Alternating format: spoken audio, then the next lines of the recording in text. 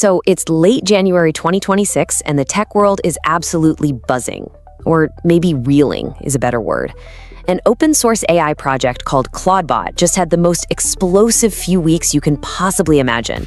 We're talking about a level of hype that was just off the charts. But, that kind of attention, it tends to attract the wrong kind of people. So today, we're going to break down the absolutely wild 72 hours of trademark lawyers, crypto scammers, and massive security warnings that turned this AI darling into a potential digital nightmare. But before we get into all that chaos, let's just start with the big question that this whole story really forces us to think about. I mean, would you, right now, give an AI the keys to your entire digital kingdom? We're talking everything. Your files, your emails, your private messages, your apps, basically your whole identity. Just keep that question in the back of your mind as we go through this, because the answer, as you're about to see, is not as simple as you might think. All right, so where did all this even come from? Well, it all started with this really well-known developer, Peter Steinberger. The guy actually came out of retirement because he had this idea that he just couldn't shake. He wanted to build an AI that was more than just a chatbot. He was picturing a true digital assistant, like a real-life Jarvis from the movies, an AI that could actually do things on your computer for you, not just talk about doing them. And that idea, well, that became Clawdbot. Now, the key thing to understand is that this was totally different from something like ChatGPT. Clawdbot was designed so you would host it yourself, running it directly on your own machine. And that's the whole game changer right there. It gave the AI hands, the ability to actually control your browser, open your files, and run commands on your computer. This wasn't just another chatbot that waits for you to ask it something. This was a proactive, autonomous agent. And people went wild for it. The excitement was just immediate. I think this quote from an early user just says it all. Everything Siri was supposed to be. For years, we've all been promised the super helpful AI assistant. And for a lot of people in tech, Clawdbot felt like the very first time that promise was actually being delivered. It wasn't just another cool gimmick. It felt like a real glimpse into the future. And that little glimpse of the future, well, it sparked an absolute explosion of hype. I mean, it was unlike anything the open source community had ever really seen. What began as this one guy's scrappy personal project basically became a global phenomenon in just a matter of days. The growth was just staggering. I mean, just look at these numbers. On its first day, the project got over 9,000 stars on GitHub, which is already a huge sign of interest from developers. But then, just a few weeks later, that number shot up to over 60,000. To put that in perspective, that made it one of the fastest growing open source projects ever. And this wasn't just some online phenomenon either. The hype was so real, it was having real world effects. Tech enthusiasts were so excited to have their own 24/7 digital employee that they started buying dedicated hardware just to run this thing. The demand got so high that Mac Minis, which were a popular choice for this, literally started selling out in stores around the world. But you know how it goes. When something shoots up that fast, it's bound to hit something hard. And that's exactly what happened. This is where the story takes a really dramatic turn. Over one chaotic 72-hour period, Clawdbot's success attracted all the wrong kinds of attention. And it all came to a head in a frantic collision with corporate lawyers and, you guessed it, crypto scammers. The timeline of how this all fell apart is just wild.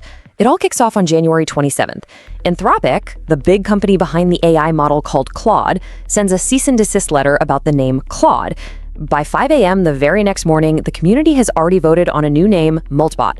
But then, when the team goes to switch over the social media handles, disaster strikes. The old @Clawdbot handle gets snatched up by scammers in less than 10 seconds. And here's how they pulled it off. Using the credibility of that hijacked account, they immediately launched a fake crypto token. Of course, they called it $CLWDS. Riding that massive wave of hype, speculators started pouring money in, and for a very brief moment, the market cap hit an insane $16 million. But naturally, as soon as the real development team started screaming from the rooftops that it was a scam, the whole thing collapsed, wiping out millions of dollars in just minutes. So the project molted. The new name was actually pretty clever, right? It's what lobsters do to grow. They shed their old shell to come out bigger and stronger. The code, the vision, that all stayed the same. But the project was forced to grow up, and fast. The internet's dark side had officially shown up to the party, and it was pretty clear it wasn't leaving anytime soon. Now, that whole rebranding mess and the crypto scam, that was just the beginning of the problems. The real fundamental issue wasn't the name. It was the very idea of the technology itself. It turns out, giving an AI God mode on your computer, well, that comes with some seriously scary security implications. And it wasn't just a few people worrying about this. The tech publication The Register basically framed the whole debate perfectly when it went viral. They asked, would you be comfortable handing the keys to your identity kingdom over to a bot? As soon as Moltbot blew up, security experts started asking these tough questions. Yeah, the productivity boost is amazing, but what's the potential price for handing over the keys to, well, everything? And look, these risks weren't just theories. Researchers started digging in, and what they found was alarming. They found hundreds of users had accidentally set up their Moltbot and left it wide open on the public internet, a lot of times with no password at all. Think about that. It's like leaving your front door wide open with your bank passwords and your house keys just sitting on the coffee table for anyone to see. Even worse, the feature that let you add new skills to the bot could be hijacked. An attacker could trick you into installing a malicious skill, and just like that, the bot you thought was your assistant is now a wide open backdoor into your entire digital life. Which really brings us to the heart of the matter. This whole Moltbot saga basically puts a fundamental trade-off right in front of all of us.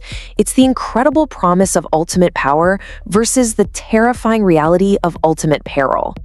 I mean, on the one hand, you've got the absolute dream, right? A 24/7 Jarvis that makes you a productivity god. An assistant that's working for you, fixing your code, managing your life even while you sleep. But on the other hand, you've got the nightmare. One single mistake, one bad click, one cleverly worded malicious prompt, and your entire digital life could be exposed to the world. That is the razor's edge this kind of technology forces us to walk. And this table really drives home why Moltbot was such a massive deal. Your traditional chatbots, they're reactive. They just sit in a browser tab and wait for you to talk to them. They're sandboxed, limited. But Moltbot is proactive. It messages you. It runs 24/7 on your machine with full system access.